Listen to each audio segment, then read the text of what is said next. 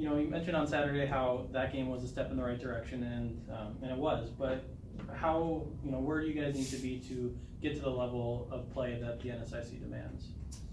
I think we just have to slow down a little bit and realize that, we are teaching young kids still, and we're trying to play together. And, the learning curve is slow and steady. So taking it bit by bit and letting them figure things out slower is just going to help us manage a little better. So yeah, it was a good step for us. And like I told the kids, it's, win or loss, we just have to take steps forward. And I think we did that. And hopefully, you see it in a lot of teams. Hopefully you're playing better after Christmas in January and February, where something at some point will click and we're ready. So yeah, we're a ways off yet, but I think we can compete better than we have in the past. Yeah, so I'll pretend Trinity's not in the room, but she's been just a hard worker for you guys on defense this year.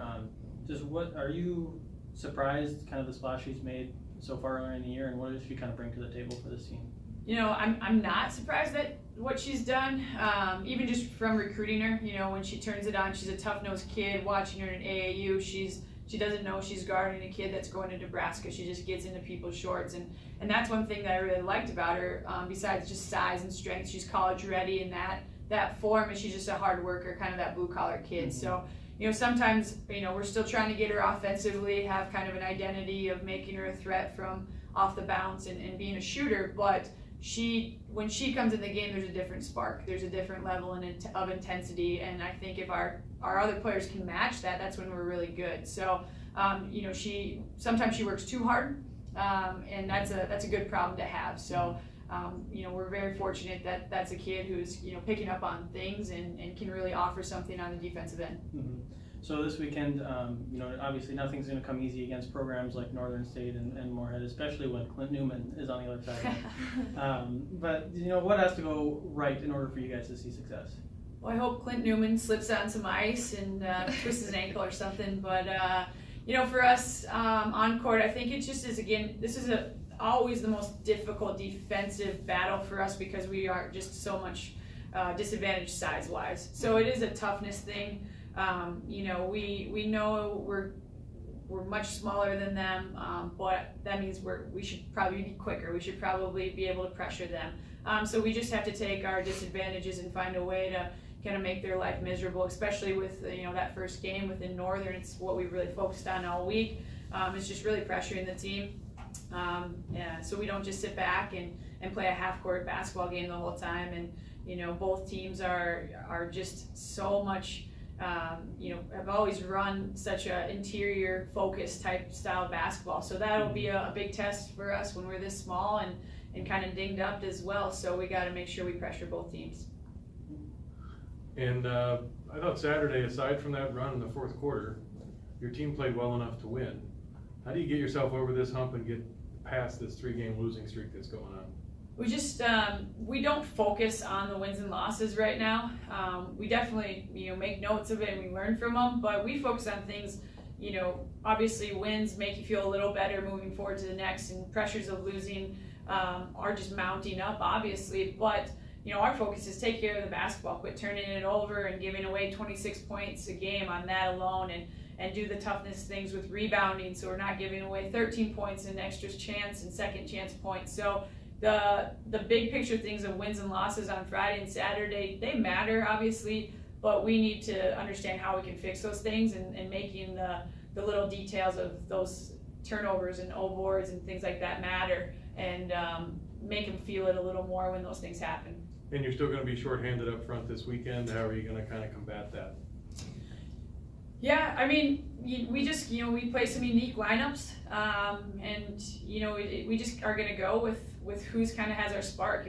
If we play small against the big teams, it's because it's working, and we need to stay out of foul trouble, but at the same time, it's, we are who we are. We were small when we got here this September, so it's just kind of been our identity, and then trying to just outwork and out-tough people, something that we're still kind of trying to build and become. So we'll go with the flow, see how we do. So Saturday was your first game within the conference that you've played so far. Just what did you learn, and what have you seen as far as what it takes to play in this conference? We just gotta have grit I know that I just need to be a little bit stronger with the ball. I think everybody could, do that a little bit more and just playing together.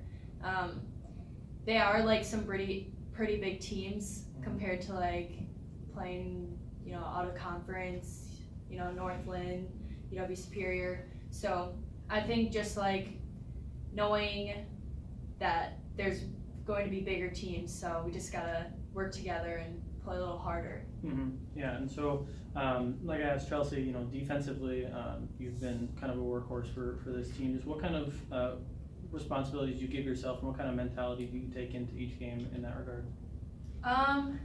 I guess like when I go into a game, I think that I need to be a strong player. I know that our starters are going to get it done, so when I get in, like I think to myself, like I got to keep it rolling too. So and we got to get stops on the defensive end, so that's where I try to like pick it up.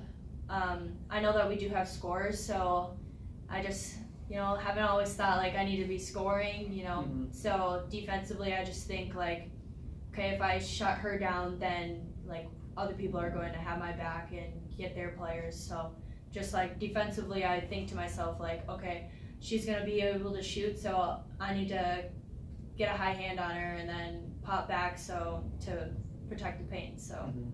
just knowing. Right. So then this is the first time that you're going to be playing these two teams. Just how have coaches or even older teammates kind of prepped you for what to expect? So in practice, we just like focus on personnel. We know that Northern's going to be a bigger team. They definitely have size advantage on us.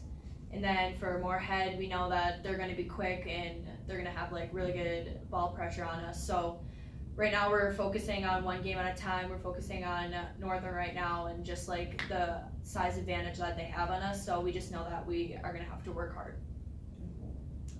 As you're sitting there on the bench, not knowing exactly when you're gonna get on the game, how do you keep yourself mentally ready to go for the coaches to turn around and put you in the game all of a sudden? How do you stay ready all the time?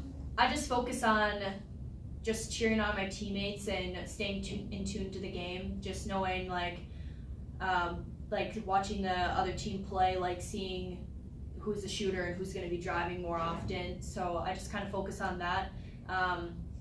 I know that like when our team makes a good play, like we got to get them hyped up, and so then I just kind of know like, okay, when I get in, then I'm gonna have to like be able to do the same thing and keep the ball rolling.